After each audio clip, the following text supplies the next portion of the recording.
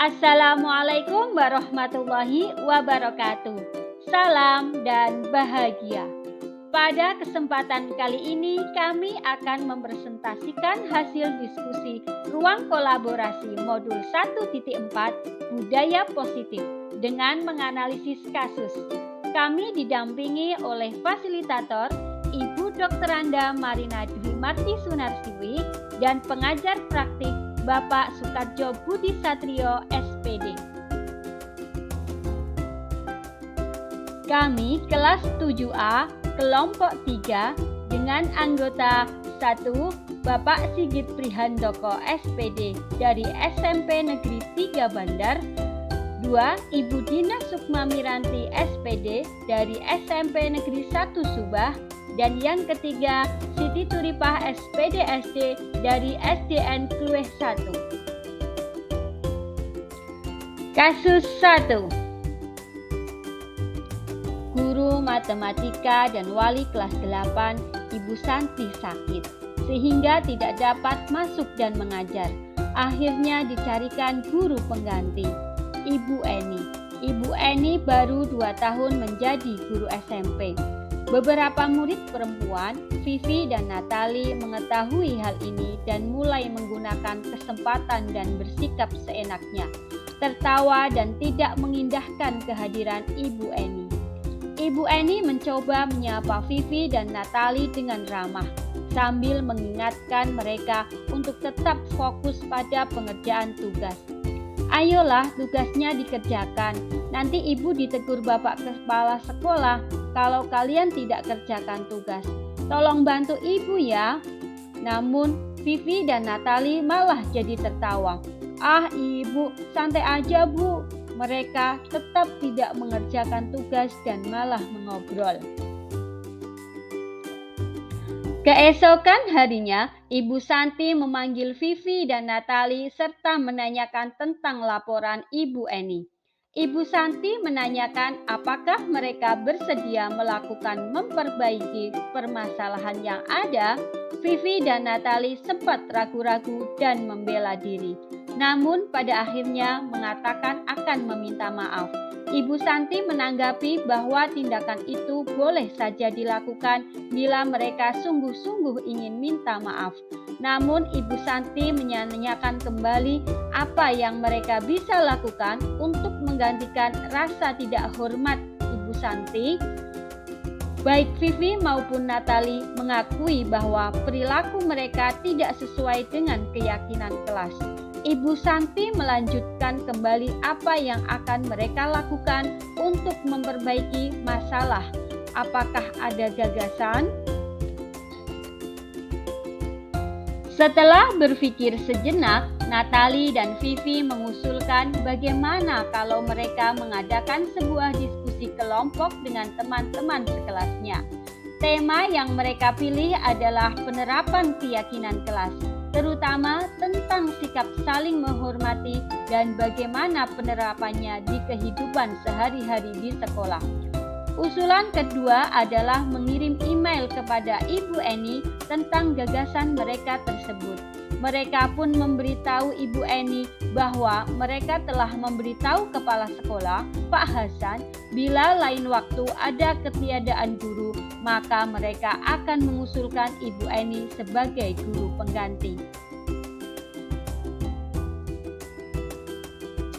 Pertanyaan dan jawaban.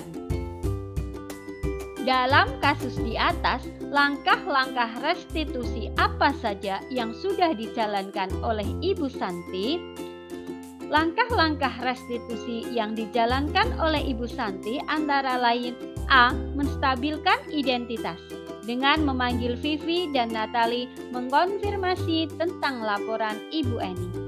B. Validasi tindakan, yaitu Natali dan Vivi mengakui bahwa mereka melakukan pelanggaran, yaitu dengan mengerjakan dan mengobrol sendiri pada saat pelajaran dan mereka akan meminta maaf.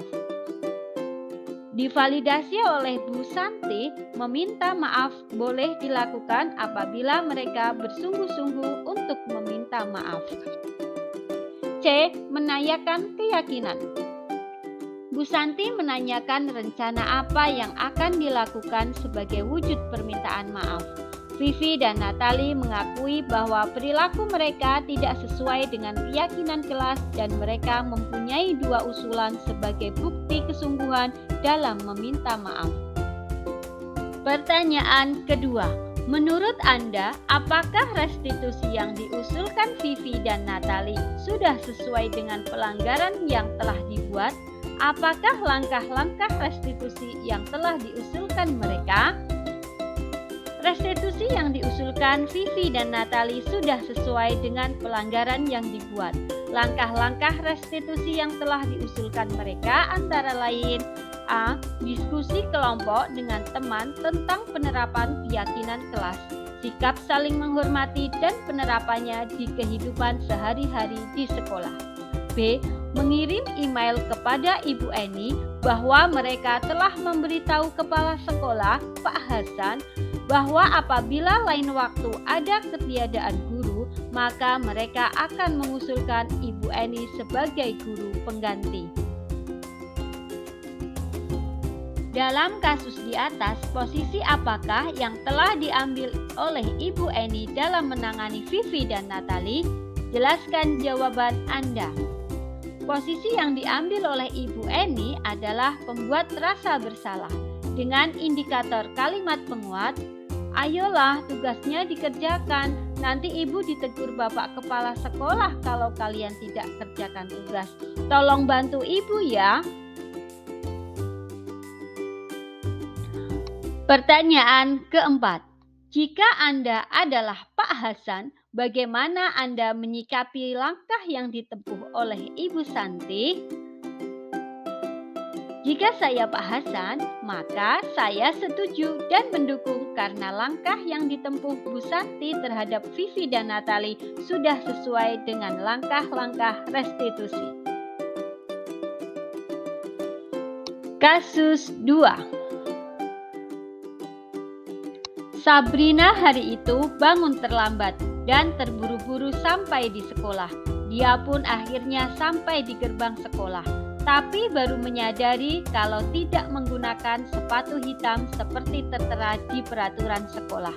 Di depan pintu kelas, Bapak Lukman memperhatikan sepatu Sabrina yang berwarna coklat. Sabrina berusaha menjelaskan bahwa dia terburu-buru dan salah mengenakan sepatu. Pak Lukman menanyakan Sabrina, apakah peraturan sekolah tentang seragam warna sepatu? Sabrina menjawab sudah mengetahui sepatunya harus berwarna hitam, namun terburu-buru dan salah mengenakan sepatu. Selain tidak mungkin kembali pulang karena rumahnya jauh sekali, Pak Lukman tetap bersikeras pada peraturan yang berlaku dan mengatakan, "Ya sudah, kamu sudah melanggar peraturan sekolah. Kamu salah, sudah terlambat, salah pula warna sepatunya. Sekarang buka sepatumu kalau tidak bisa mengenakan warna sepatu sesuai peraturan." Sabrina meminta maaf dan memohon kembali kepada Pak Lukman agar tetap dapat mengenakan sepatunya dan berjanji tidak akan mengulang kesalahannya. Namun Pak Lukman tidak mau tahu. "Tidak, kamu telah melanggar peraturan sekolah. Kamu tidak sanggup ambil sepatu di rumah atau diantarkan sepatu ke sekolah. Ya sudah, kamu tidak bersepatu saja seharian di sekolah. Sekarang copot sepatumu dan silakan belajar tanpa sepatu seharian." Sabrina pun dengan berat hati mencopot sepatunya dan memberikannya kepada Pak Lukman. Seharian dia tidak berani berkeliling sekolah karena malu dan lebih banyak terdiam diri di kelas tanpa alas sepatu. Pertanyaan dan jawaban. Pertanyaan pertama, dalam kasus di atas, sikap posisi apakah yang diambil oleh Bapak Lukman? Jelaskan apakah indikatornya. Posisi yang diambil oleh Pak Lukman adalah posisi penghukum dengan indikator, "Ya sudah, kamu sudah melanggar peraturan sekolah. Sudah terlambat, salah pula warna sepatunya. Sekarang copot sepatumu dan silahkan belajar tanpa sepatu seharian."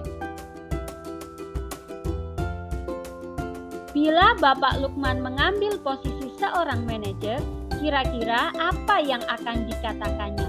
Pertanyaan-pertanyaan seperti apakah yang akan diajukan ke Sabrina? Jelaskan. Apabila Pak Lukman mengambil posisi manajer, pertanyaan yang akan ditanyakannya antara lain, mengapa terlambat?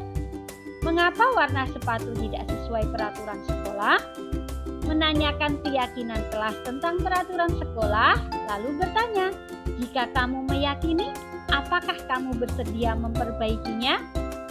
Apa rencana yang akan dilakukan untuk memperbaiki kesalahan ini? Kira-kira bila Anda adalah kepala sekolah di sekolah tersebut, nilai kebajikan apa yang ingin dituju oleh peraturan sepatu harus berwarna hitam? Bagaimana Anda menyikapi langkah yang diambil Pak Lukman mengenai kasus tersebut?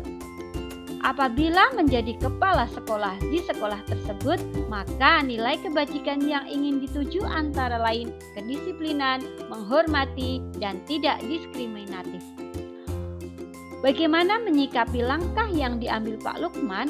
Maka saya tidak setuju dengan langkah yang diambil oleh Pak Lukman dengan memposisikan dirinya sebagai penghukum dalam kasus tersebut karena akan berdampak negatif langsung terhadap Sabrina yang merasa tersakiti secara verbal maupun tindakan.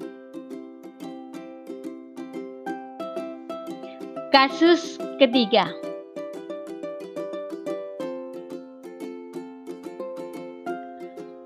Ibu Dani sedang menjelaskan pelajaran bahasa Inggris di papan tulis.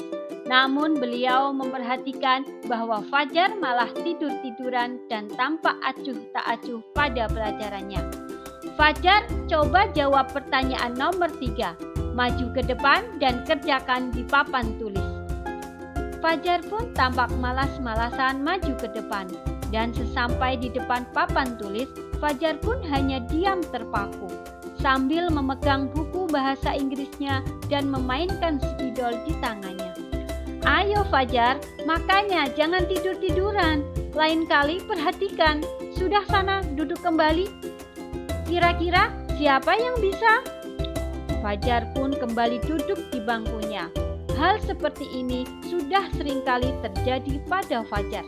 Sepertinya tidak memperhatikan, acuh tak acuh, dan nilai-nilainya pun tidak terlalu bagus untuk pelajaran bahasa Inggris. Pada saat ditegur oleh Ibu Dani, Fajar hanya menjawab, "Tidak tahu, Bu." Ibu Dani pun menjawab, "Gimana kamu Fajar? Kamu nggak kasihan sama ibu ya? Sudah capek-capek mengajarkan kamu, tidak kasihan sama ibu?" Dan Fajar pun diam membisu. Pertanyaan dan jawaban. Pertanyaan pertama. Posisi kontrol apa yang diambil oleh Ibu Dani dalam pendekatannya kepada Fajar? Posisi kontrol yang diambil oleh Ibu Dani adalah pembuat rasa bersalah.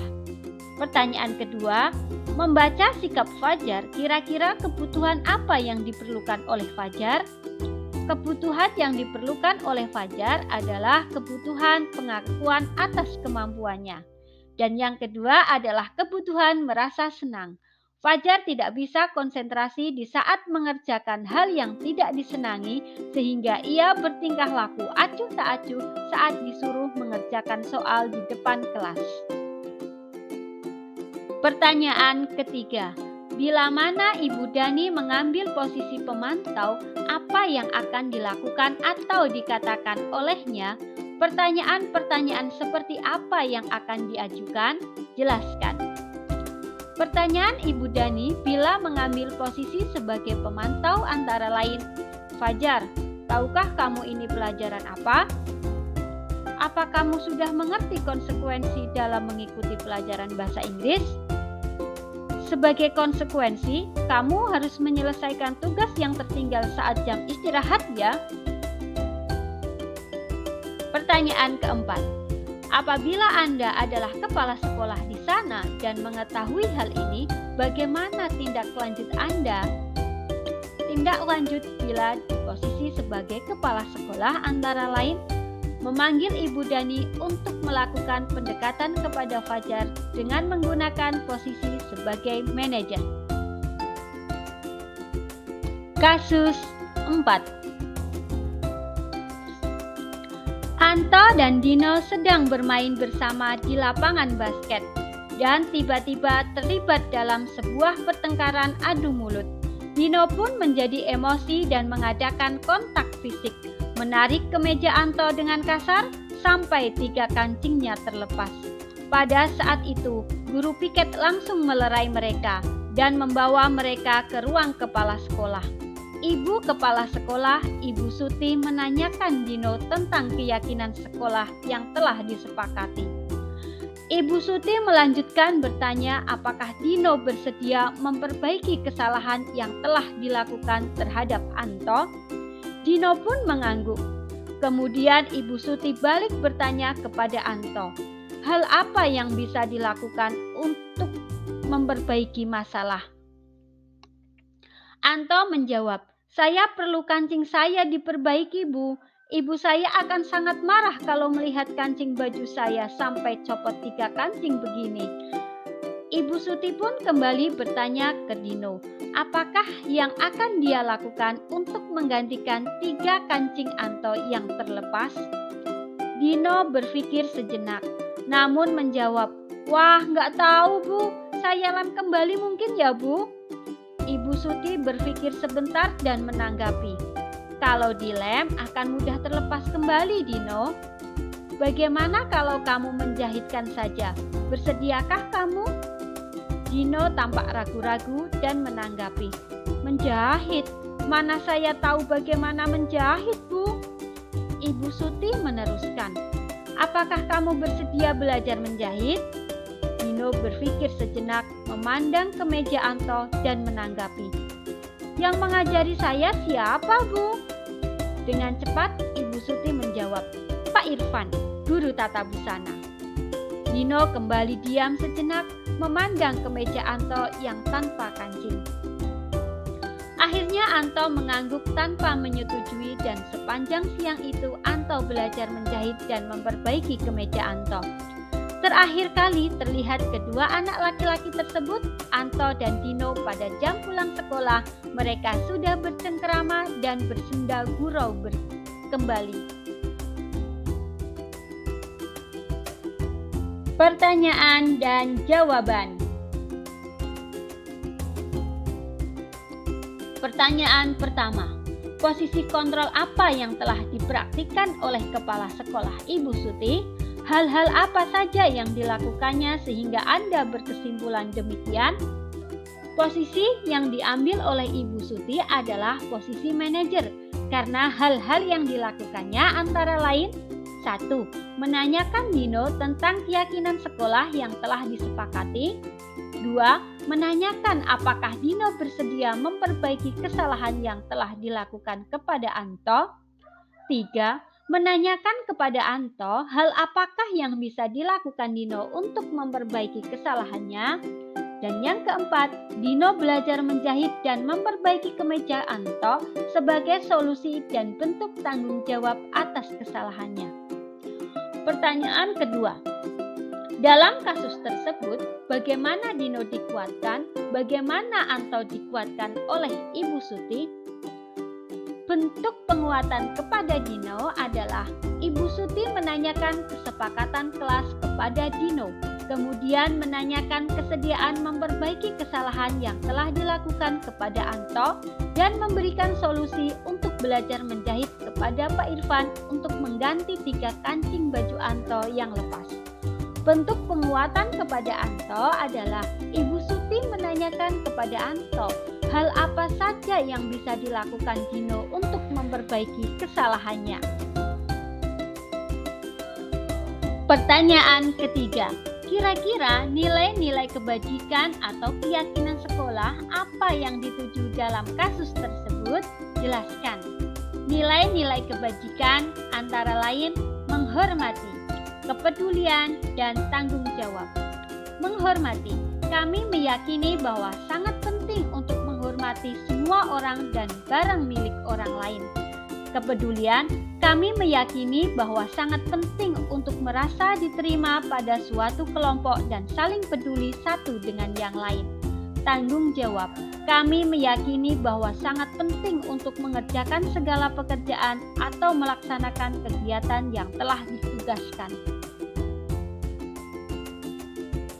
Demikian presentasi dari kami. Terima kasih, semoga bermanfaat. Salam dan bahagia.